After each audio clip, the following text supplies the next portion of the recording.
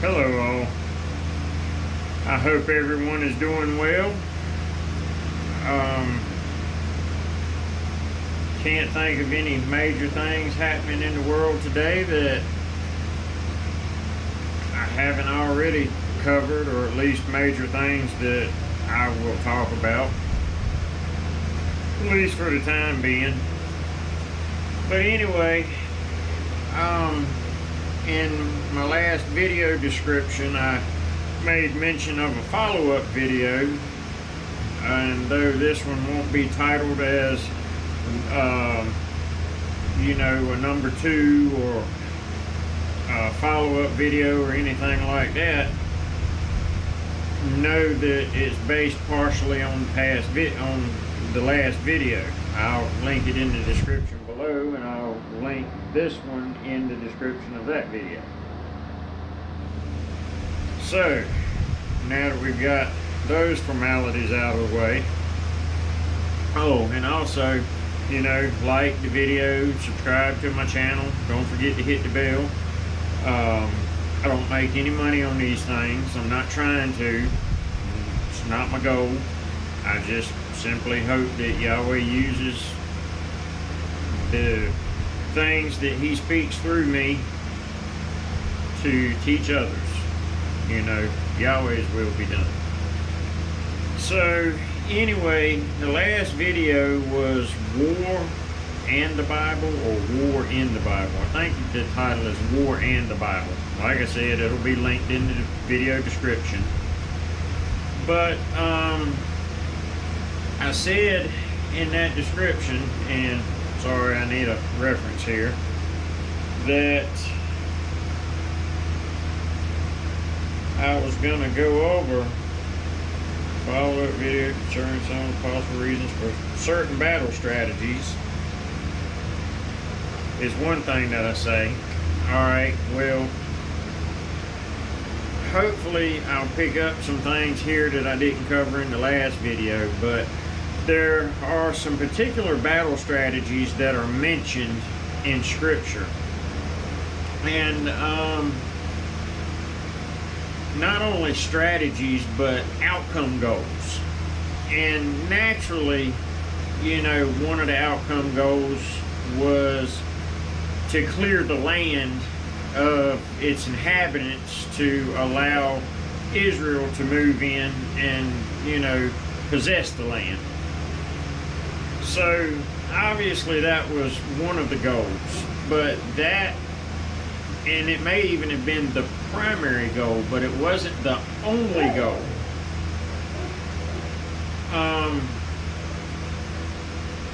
You'll notice that when Yahweh sends Joshua in, He tells Joshua before some of the battles to destroy everything. Men, women, children, and animals. And they're even to burn everything that they can burn, burn the cities to the ground and whatnot. And not even to take any of the spoils of the city. Alright, so those are the types of things that I'm going to talk about here. And let's start with why Yahweh, or God, would want all the people of these foreign Gentile nations destroyed, wiped out. Okay, well, for one, you remember what the situation was according to Scripture before Noah built the ark, or while Noah was building the ark before the flood. Scripture tells us that the sons of God, which would be the fallen angels, saw that the daughters of men were pretty, and they took themselves wives or mates, I don't remember what word it uses, of all that they chose, and had children. And it goes on to say that these are the men of old, the men of renown. They were giants. They were crossbreeds between fallen angels and humans. They're also referred to as the Nephilim.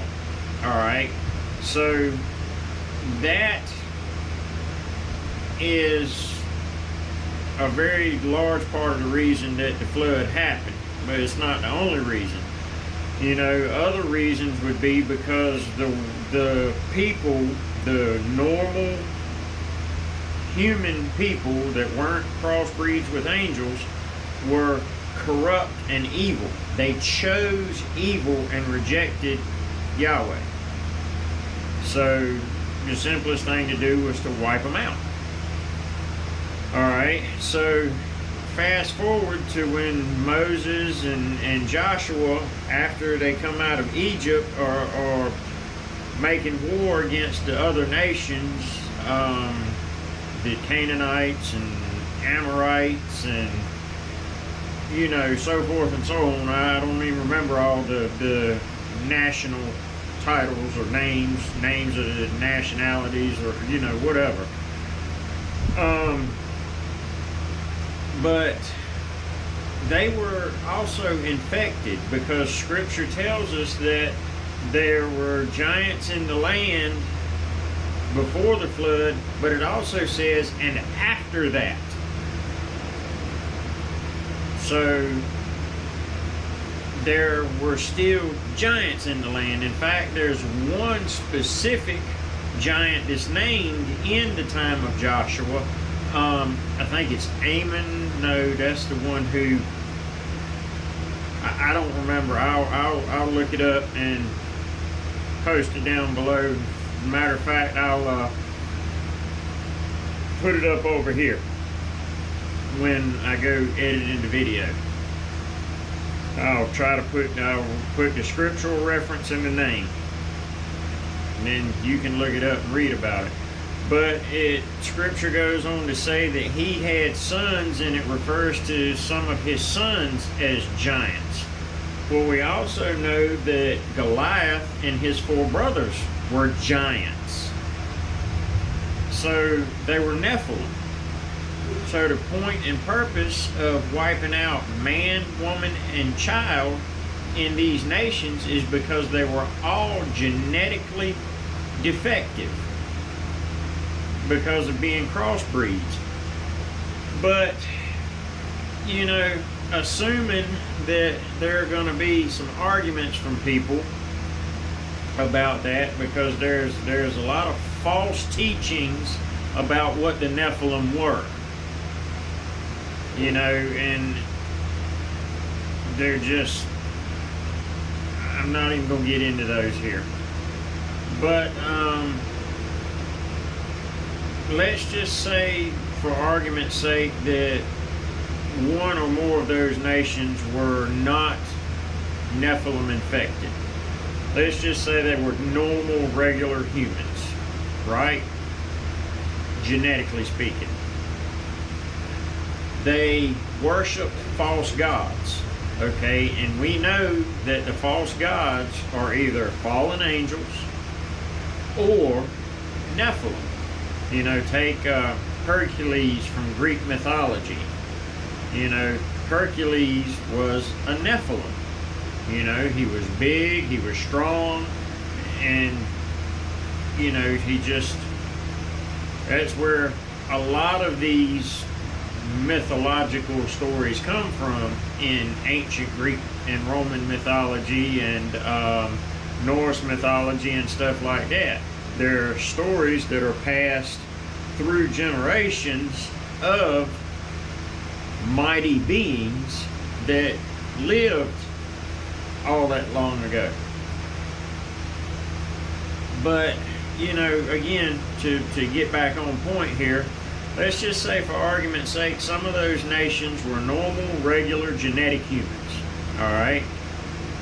They still worshipped their false gods, so they were spiritually infected, and I'm sure that some of them were possessed even, just like there are possessed people in the world today.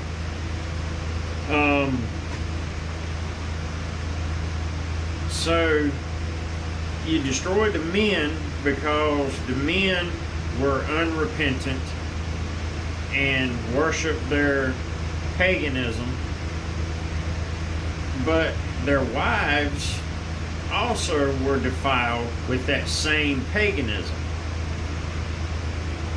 And the children, I don't know if there's a cutoff limit on the age or not, because I'm sure we're not given every single minute detail in Scripture about the specific instructions that Joshua was given on, you know, killing the children and stuff like that.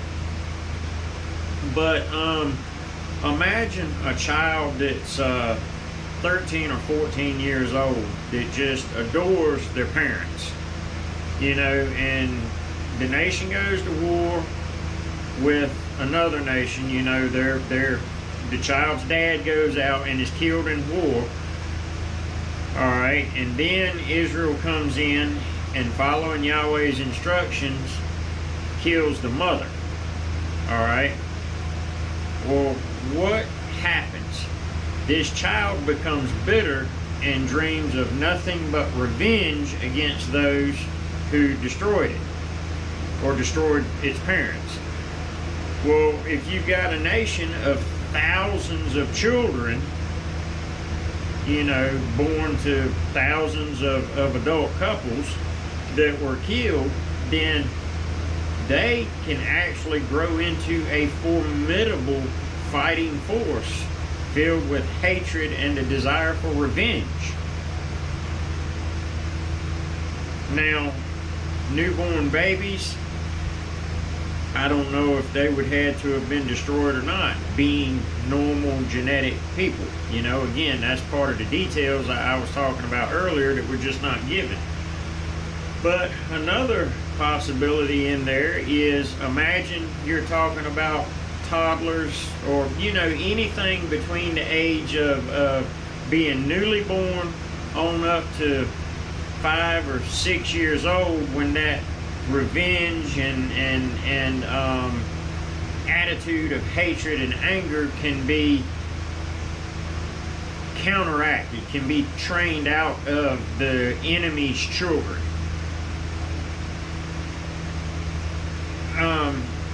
But again, we're still talking about a large number of children. Would there have been enough families to take all those orphans in? You know, would it have been a burden on the nation?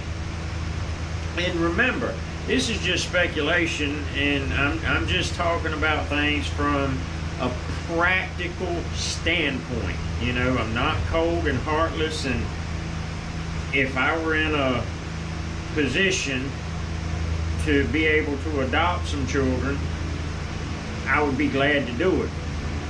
But currently my residence is not suitable for me to live in alone. You know, it's not suitable for me and the dog to live in, so it's certainly not suitable for small children to live in, who are much more susceptible to the mold and mildew and damp conditions and whatnot. No worries, I'm working on the house, Yahweh willing. I'll have it all worked out in less than a year. You know, again, Yahweh willing, His will be done, not mine. But back on point, you know, there just may not have been the practical resources to take in that many children at one time. And yes, I know Yahweh could have provided, absolutely. There's no question about that, and I'm not throwing that into question. So I'm disinclined to believe that that is one of the reasons that they were instructed to kill the children as well. I just simply think that they were genetically infected myself. And, you know, just like today, look at all the genetic diseases that we have. There's autistic disorders, there's Down syndrome, conjoined twins, which I'm not sure if conjoined twins is a genetic condition that causes that to happen, or if it's just something that happens during the developmental process and the eggs don't fully divide, or I don't know. Cancer, which cancer is thought to be a genetic condition, and those are just a few big ones. Look at the lack of resistance to disease that we have nowadays. And I'm not saying that all of these are caused by Nephilim DNA that's propagated out through humanity, but I can't discount it either. I'm not Yahweh. I don't know what the genetic structure looks like or what it's supposed to look like, and I don't have a way to look at ours to make a comparison. So I will say that all this genetic modification that's going on with food crops and animals and stuff like that is wrong, because that's exactly what the angels that mated with human women were doing. They were experimenting with genetics. They may not have called it that. They may not have thought about it that way. They may have thought about it that way. We don't know what their capabilities are. We do know that they are way, way smarter than we are about physical sciences and biology and stuff like that. They just are. They watched Yahweh create the universe and everything in it, including us. Because Scripture says that they cheered at the creation. So there's a couple of reasons that they may have been instructed to destroy the men, women, and children. Now, as far as why to kill all the animals, I'm sure somebody has asked the question, well, why kill the animals? Because they could be brought back, and they, if they had cows and sheep and stuff like that were clean animals, they could have been brought back. And, well, this is true, but, there's an instruction in the Torah about people and animals engaging with each other in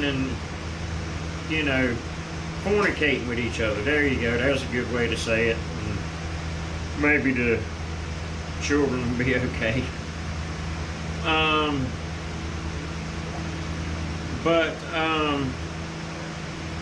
We know that was a practice that pagans engaged in as part of their worship for their false gods and for other reasons. I don't know what, but so we don't know that wasn't done, and if it was, how does a man tell which animals were defiled and which ones weren't? Aside from that, it is entirely possible that through some unclean act like that, or some other way possibly, that the animals became infected with some kind of disease that would infect the people also if they were to eat the meat. So why risk it?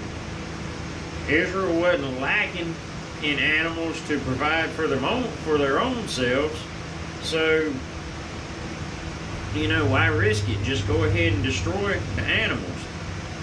Alright, well, also they're told to burn everything else. Alright, so you burn everything else, and this is going to have to be a two-part video, so I'll be cutting it off here in just a little bit to pick up my next point after this. But imagine how things are built in the world today. Let's take the Ford Mustang, for example. Well, what is a Mustang? It's a horse, right? Well, the Ford Mustang, what is its emblem? It's a horse, all right? And they put the horse on the side of it, unless you have one of them Ford Cobra GT things, and then what do they put on it? A Cobra, right? Just a little plastic emblem they stick on the side of it. They used to make them out of metal until things started getting cheap. They make them out of plastic now. I prefer to drive Chevrolet. What do my Chevrolets have on them? They got that little bow tie emblem on the front of them. Alright. I can't think of anything else at the moment. Snap-on, they have their little SN emblem. You know, Snap-on tools. So, in modern society, we have emblems on different products to represent companies, right? Well, the way they used to do it, and it's actually where we got our emblem ideology, or whatever you want to call it, from, in the things that we make and manufacture. You know, family crest symbols and stuff like that. Well, back in those days, when a chariot maker made a chariot, he would carve into the wood that that chariot was made out of emblems representative of pagan gods. You know, and I'm sure that they would carve pagan prayers into them and stuff like that. So of course they were told to burn all of that stuff because it was wrapped up in paganism. When tent makers and clothing makers and stuff like that, and you know, the people that made tapestries, you know, what is a tapestry? A tapestry is a cloth, is, you know, a picture woven in cloth. So these things had all them pagan symbology and, you know, pagan prayers and stuff like that carved into it and woven into it. And, you know, when they would make their little golden knickknacks that they set around their house, or their household gods, as they used to call some of that stuff, you know, they were cast in the image of pagan deities. So all of that stuff was to be wiped out, because Scripture says specifically, set no evil thing before your eyes. Okay? Isn't a pagan prayer an evil thing? Isn't an image of a little golden calf, or better yet, you know, Ra, the Egyptian deity Ra, that has the body of a man and the head of a bird, is an evil thing. So, should you have a little miniature statue of Ra sitting on your shelf in the house? Absolutely not. So, they were told to destroy and burn all of that stuff. Now, the gold and the iron and the silver was to go to the temple. You know, it could be melted down and recast into something to serve Yahweh. But certainly, it didn't go into Yahweh's temple treasury because of its pagan status. So anyway, I'm going to end this video here, and I'm going to start up the next one, and hopefully I'll have both of them uploaded in a very close succession to one another. Remember, Acts chapter 17, verses 10 and 11, 2 Timothy chapter 2, verse 15, and Proverbs 18:13, Proverbs 18:21. I hope to see you all in the kingdom of heaven. Yahweh bless.